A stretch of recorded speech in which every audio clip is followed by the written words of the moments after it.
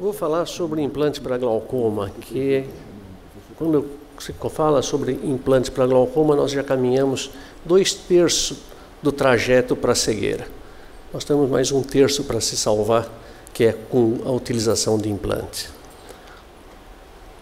Eu tenho alguns interesses comerciais e, como no Brasil não tem estimativa nenhuma, eu fiz uma pergunta em 2012 para vários colegas: qual seria a necessidade de implante, de cirurgias com implante no Brasil em 2012? Vocês vejam como a estimativa variou muito. O João Prata, que na ocasião era o presidente da Sociedade Brasileira de Glaucoma, admitiu ser 1.000 por ano. Eu coloquei entre 800 e 1.200, próximo do que o João Prata tinha sugerido. O Emílio Suzuki, de Minas Gerais, entre 2.400 e 3.600. E o Augusto Paranhos, da Escola Paulista de Medicina, sugeriu 4.800. Apenas para se ter uma ideia, naquela época se fazia em torno de 150 implantes por ano no Brasil. Ou seja, o que acontecia com os demais? É muito fácil entender, ou se ia para cirurgias muito mais complexas, com resultados menos eficientes e com morbidade muito mais elevada, ou simplesmente os pacientes ficavam cegos. Que infelizmente é a história até hoje.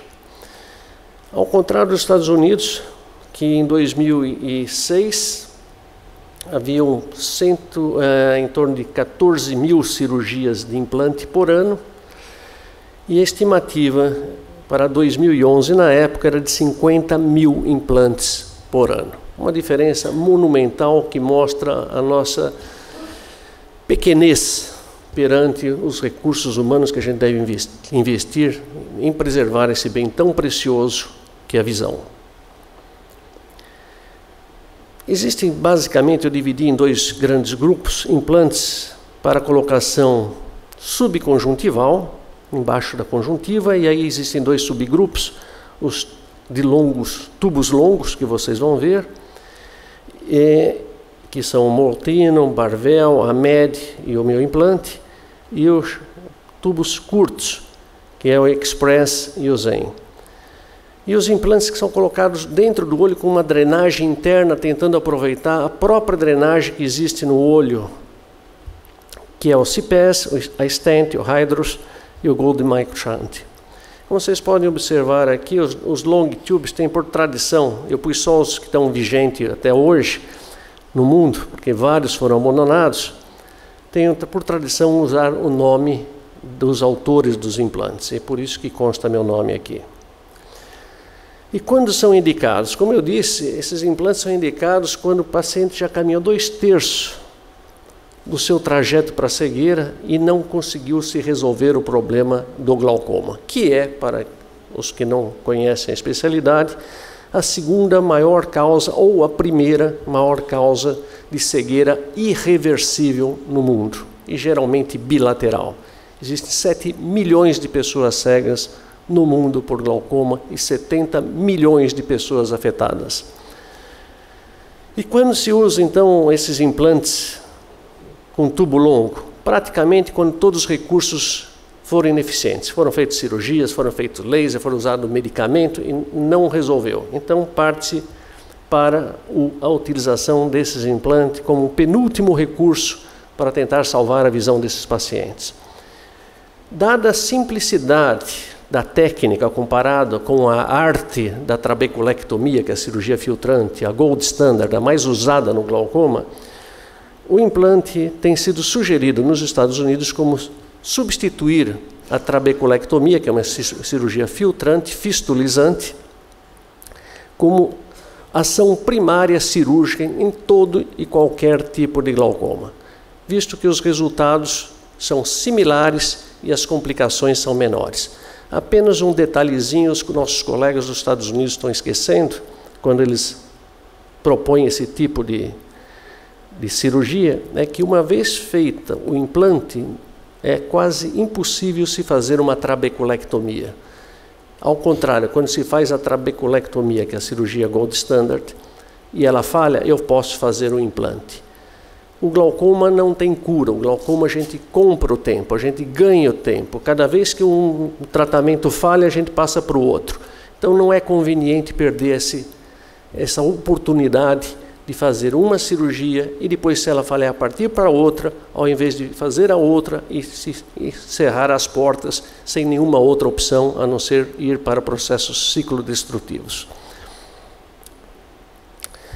Para os colegas que não exercem a oftalmologia, os implantes de longo tubo, eles comunicam a câmara anterior com uma placa de silicone situada lá atrás. Vocês podem, deixa eu pegar aqui essa placa, tirando o líquido da câmara anterior, de dentro do olho, e jogando por uma cavidade externa subconjuntival, e daí a conjuntiva drena esse líquido, baixando a pressão do olho. É como aquelas válvulas antigas, ou não sei se existem aí nas panelas de pressão, quando sobe a pressão ele libera o ar, o vapor para fora, diminuindo a pressão das panelas. Vocês veem aqui, o meu implante tem o nome de Suzana UF, para contraposição ao implante de AMED, que é FP. FP significa Flexible Plate. Então, para não ficar para trás, o brasileiro não ficar para trás, eu pus UF, que significa Ultra Flexible. Melhor do que FlexiPlate. Todos os implantes, o AMED, Barvel e Molteno, apresentam os mesmos resultados. Cada um com sua técnica cirúrgica, ora um mais difícil, outro mais fácil, mas todos eles praticamente é o mesmo resultado cirúrgico. E quais são as maiores complicações do implante? É a extrusão do tubo, a extrusão da placa, uma hipotonia persistente, descolamento de retina, e esses dois primeiros, extrusão do tubo e extrusão da placa, é indicação de emergência em oftalmologia, pois a incidência de endoftalmite, ou seja, uma infecção bacteriana intraocular, ocorre em 25% a 50% dos casos em 15 dias, ou seja, precisa tomar muito cuidado com isso. E baseado nessas complicações, e principalmente numa outra complicação maior que não está aqui presente, não está relacionada aqui, é que nós desenvolvemos um implante de Suzana. A complicação que eu me refiro é a falta de condições do povo brasileiro comprar esse implante americano. O implante custa para a faculdade em torno de R$ 2.500, e se for comprar fora, para aplicação em pacientes, para utilização em pacientes, em torno de R$ 5.000 a R$ 6.000, o que é impossível, o SUS não paga. Então nós criamos esse implante principalmente visando baixar o custo, tendo uma tecnologia nacional. E aqui é um exemplo típico de medicina translacional. Foi utilizado mais ou menos 5, 6 anos de pesquisa em animais, pesquisas biofísicas de fluxo, e chegou-se então a esse modelo industrial de implante, que levou praticamente 7 anos para ser produzido. Diferenças básicas com os implantes que já existem é o tamanho da placa, que vocês estão vendo ali, 200. Quanto maior o tamanho da placa, teoricamente, maior é a redução da pressão intraocular. A espessura do implante é apenas meio milímetro comparado com o FlexiPlate, ou a AMED 2.8, ou o S2, que era 3. O diâmetro do tubo, que é 100 micra menor do que os outros tubos, tanto na parte interna ou praticamente na parte externa. Por que isso é importante? Primeiro, ele sendo fino, tendo uma espessura muito fina, meio milímetro comparado com 3 milímetros, ele pode ser colocado em cima de buckling escleral, de pacientes com descolamento de retina, coisa que, por exemplo, o AMED fica extremamente difícil, principalmente porque a conjuntiva está fibrosada. Ele pode ser fixado a 6 milímetros no limbo, porque ele tem aqueles dois pezinhos de 4 milímetros, e a placa ficar a 10 milímetros do limbo, tendo em vista que a placa tem que ficar a 10 milímetros, 8 a 10 milímetros ou mais, para evitar a extrusão. Também fica muito mais fácil para o cirurgião, principalmente de segmento anterior, suturar ou fixar essa placa a 6 milímetros do limbo, do que ir lá atrás no equador do olho e tentar suturar. E eu já vi vários colegas perfurarem o olho nessa tentativa de fixar o implante. Sendo fino, ele economiza a conjuntiva. Eu não preciso de muita conjuntiva para cobrir esse implante, visto que esses casos de indicação do long tube implante ou implante longos, de tubo longo, necessitam ou são feitos em olhos cuja conjuntiva já é fibrótica e inelástica. Enquanto o implante comum, por ter um tubo largo, precisa de uma agulha grossa, uma agulha 23, esse implante, como o tubo é mais fino, ele pode ser colocado com uma agulhinha de insulina, o que torna bastante mais simples. E dessa forma a extrusão é menos provável. Pode-se não utilizar viscoelástico, quer dizer, diminuindo o custo da cirurgia. E pode, se não servir, se o tamanho do implante for muito grande pelo espaço que nós temos, devido que esse olho já foi mexido muitas vezes, a gente pode cortar o implante e moldá-lo na forma que o espaço permite. E, finalmente, ele não precisa de PET escleral, que é obrigatório nos outros implantes, dado por doadores, o que facilita muito, teoricamente, vai facilitar muito a sua utilização. Aqui é um exemplo do implante. Eu gostaria de comparar com a MED. Vocês vejam a MED em cima, as irregularidades, a superfície, comparado com o implante brasileiro. Esse estudo teria que passar na Anvisa. Esse implante teria que ser autorizado pela Anvisa. E levou praticamente 2 anos ou 3 anos para a Anvisa autorizar o estudo, para verificar a validade desse implante. Nós tivemos que recorrer a pacientes nossos, vice-procurador-geral da República, para que mandasse um memorando para a Anvisa para acelerar o processo. Senão não saía. O Rubinho Belfort já mandou uma carta para eles, a USP mandou uma carta, o Conselho Brasileiro de Oftalmologia mandou uma carta, a Sociedade Brasileira de Oftalmologia mandou uma carta para a Anvisa e não saía. Depois que o vice-procurador entrou em contato, em 20 dias saiu a autorização para se fazer o estudo. Colocamos como investigador principal o professor Augusto Paranho, da Unifesp, primeiro pela sua capacidade científica, segundo por ser da Unifesp, da onde eu me formei. Eu sou originário da Unifesp, mas agora sou titular da USP. É um programa que o Rubinho criou há muito tempo, de pegar os colegas da Paulista e colocar como espião na USP. E os co-investigadores, vários colegas aqui que participaram. Obviamente, como eu fui inventor do implante, eu não poderia participar do estudo. E aqui o resultado do estudo, que vai ser publicado no Journal of Glaucoma em breve, mostrando que em olhos com glaucoma neovascular, sem medicação, é um parêntese que eu tenho que fazer aqui, 85% dos implantes, qualquer que seja o tipo desses implantes de tubo longo, necessitam de medicação hipotensora adicional. Então vocês vejam que nesse estudo com medicação, o sucesso no glaucoma neovascular, que é o pior glaucoma que tem, foi 73%, e no glaucoma refratário, ou seja, qualquer outro tipo de glaucoma que não seja o neovascular, foi de 96%. Um estudo comparativo, o que não é muito certo, mas é o que nós tínhamos, porque não é um estudo head-to-head, ou seja, feito prospectivamente, é um estudo comparado com a literatura. Vocês podem ver aqui que em torno de o AMED é 83%, o Barvel 75%, e esse estudo feito pelo Paranhos e pelo grupo da Paulista de Medicina foi 84,5%, ou seja, está na faixa de sucesso. Aqui algumas inovações que nós fizemos na técnica do implante. Vocês vejam como a conjuntiva é fibrosa, é difícil de se divulsionar, e aqui nós usamos uma espátula romba para não rasgar a conjuntiva.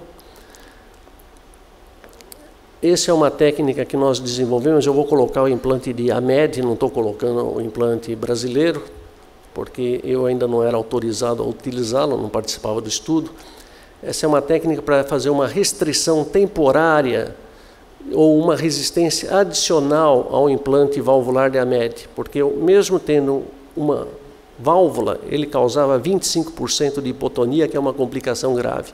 Com isso, nós reduzimos o diâmetro interno do tubo e depois de 4, 6 semanas, o vicrio é absorvido e o tubo abre-se totalmente.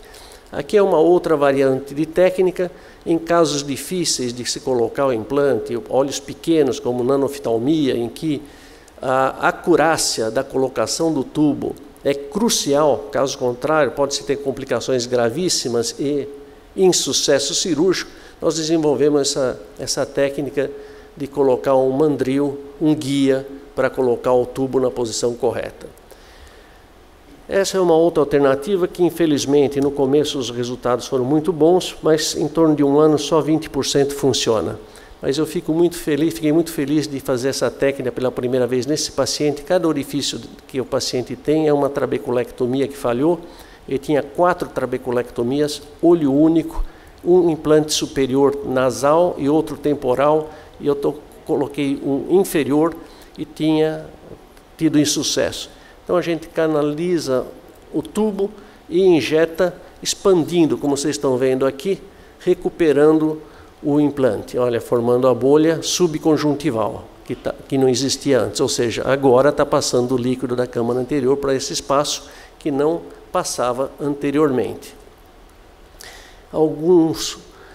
Esses são os resultados preliminares, mas ele tem algumas vantagens.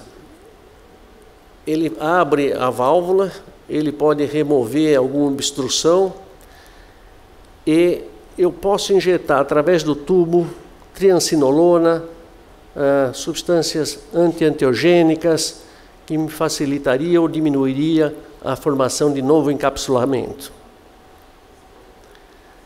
Aqui é um trabalho feito por Ki, que depois de 10 anos que eu desenvolvi aquela sutura, colocar esse fio dentro, ele coloca esse fio fora, mesma coisa, e mostra que houve uma redução da hipotonia de 25% dos casos. Lembre-se, hipotonia com implante, hipotonia persistente é grave, para 6,3%, confirmando a nossa técnica.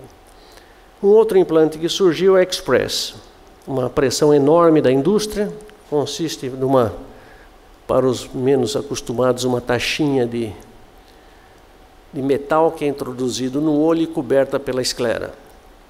Foi dito que ela tinha um sucesso muito maior que a trabeculectomia e uma facilidade muito grande na sua colocação. Contudo, vários estudos, por causa do tempo eu estou reduzindo aqui o número de slides, mostraram que não existe diferença entre a trabeculectomia convencional, cirurgia filtrante, que todos os oftalmologistas podem fazer, da cirurgia feita com este tubo. Existe sim uma diferença, custa para o paciente mais ou menos 3 a 4 mil reais a mais. Aqui é interessante um outro trabalho, agora comparando com os residentes, fazendo a trabeculectomia convencional e a trabeculectomia com o implante, para mostrar que não há diferença mesmo para principiantes entre as duas técnicas. Foi dito também que essa técnica dá o implante, o Express, teria menos complicações e as complicações seriam menos raras. Eu gostaria de mostrar aqui um caso de uma cirurgia feita lá na nossa universidade por um dos grandes cirurgiões, o Ike Ahmed, conhecido como o cowboy da cirurgia, opera muito bem. E vocês vejam que na frente de 1000 pacientes, 1000 colegas, ele teve séria complicação, teve vazamento da conjuntiva, esgarçamento do ponto, atalamia e o implante cutucando a córnea. E nós tivemos que reoperar esse paciente uma semana depois e remover tudo o que ele tinha feito e fixar isso. Então, não é verdade que não dá complicação. Toda técnica cirúrgica tem complicações, principalmente técnicas que não foram provadas a longo prazo, mesmo em mãos de cirurgiões extremamente experientes.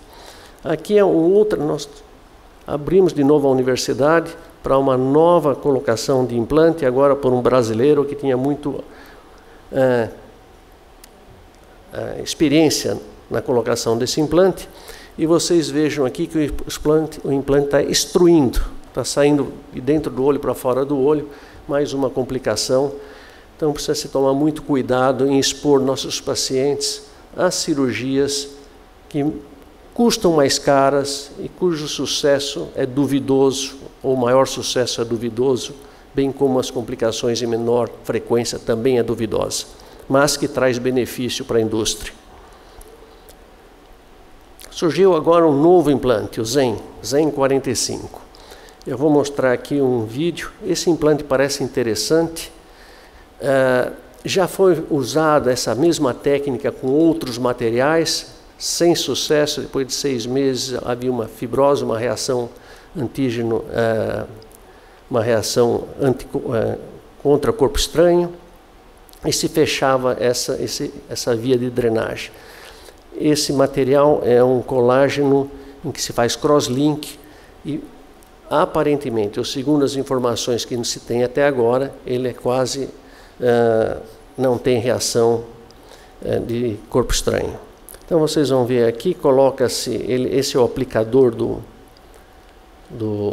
implante.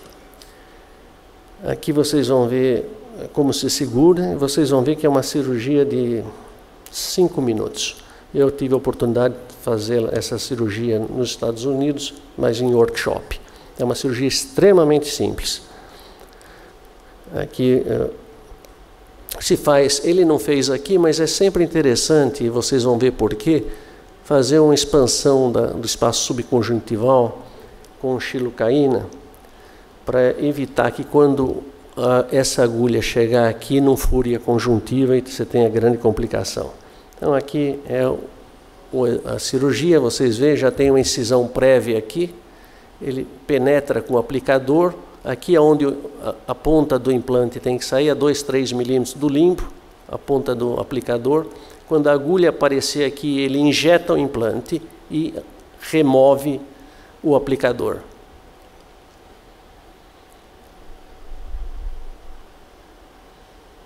Claro que a câmara anterior está preenchida de viscoelástico, depois se retira. Ali está, por isso que é interessante fazer um ballooning, né, uma expansão da conjuntiva, e acabou a cirurgia. Cirurgia extremamente simples, extremamente rápido. Os resultados preliminares são bons, mas seguramente há necessidade de mais estudos nisso.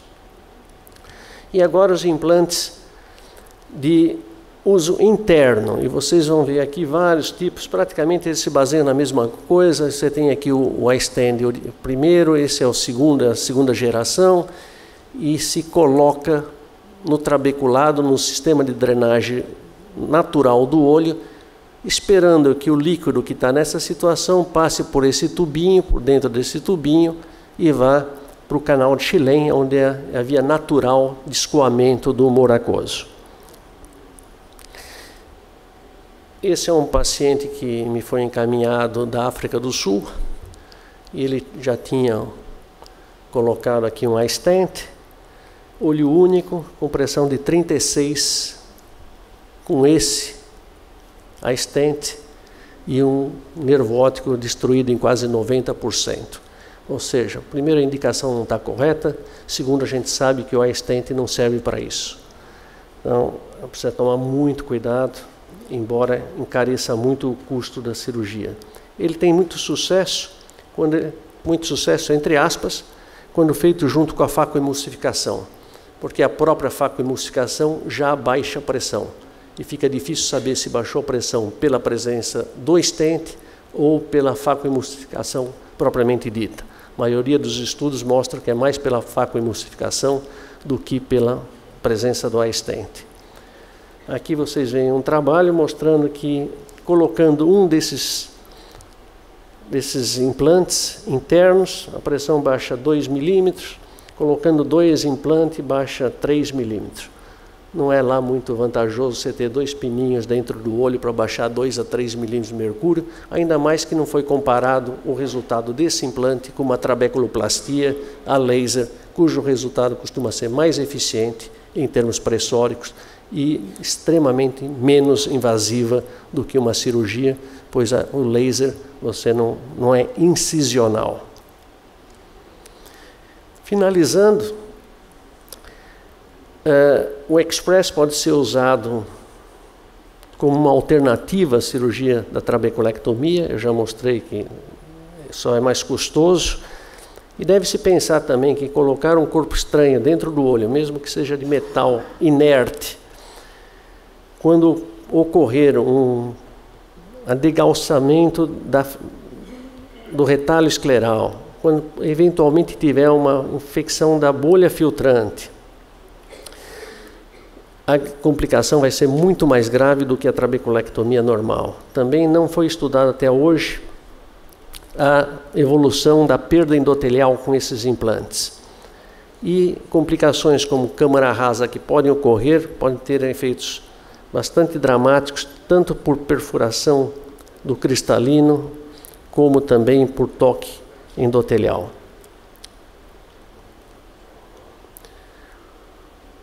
O iStent, como foi dito, baixa pressão 3 a 4 milímetros, precisa pensar 2, 3 vezes antes de colocá-lo, além de necessitar cirurgiões com grande habilidade cirúrgica para cirurgias gonioscópicas, porque pode-se perder esse metal na câmara anterior, não se conseguindo colocar no chilém, que é uma presunção que a gente está colocando, nunca se sabe, é impossível saber se está colocando, e as complicações podem ser grandes. O nosso implante, finalmente, depois de 5 anos de pesquisa e mais 3 anos tentando que uma indústria, todas as indústrias, eu tive em Belo Horizonte primeiro, o advogado que foi comigo disse que não seria interessante fazer com aquela indústria, porque via-se claramente que a indústria estava com outras finalidades. Depois eu fui para o Rio de Janeiro, conversando com uma outra indústria, a Silimed no Rio. O presidente me garantiu que em 1 ano está pronto. No final de 1 ano ele me disse que a indústria não tinha capacidade de fazê-lo. E agora, finalmente, com a Kinner, depois de 2 anos, o implante está pronto, o contrato está assinado, só falta agora a Kinner fazer o contrato com a distribuidora, que é a Adapt.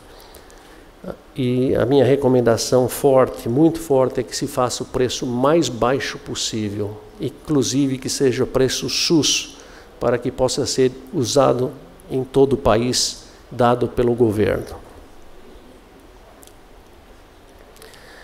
O Zen parece ser bastante interessante, mas vai depender de futuros longitudinais mais prolongados.